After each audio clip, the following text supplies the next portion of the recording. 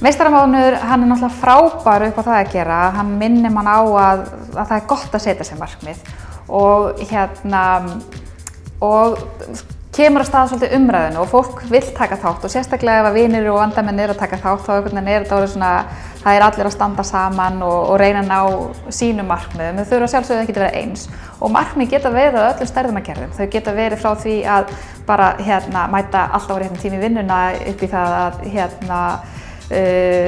missa 10 kíló. Nei, ég segi svona, það náttúrulega bara ekki gerlegt á einu mánuði kannski, en svo það líka annað að markmið, það að setja sér markmið, það pínu erfitt og það erfitt að standa við það og það talað um það að það teki 21 dag að búa sér til venju. Þannig að með því að byrja að setja sér markmið í október, þá geta vel verið að það þróist út í það að þú heldur áfram markmiðinu og jafnvel til áramóta og þar af leiðandi lengra. Þannig að markmið eins og ég segi koma öllum stærðargerðum. Sjálf setti ég mér bara lítil markmið og ég setti mér það markmið í september að vera sykurlaus sem að tókst virkilega vel.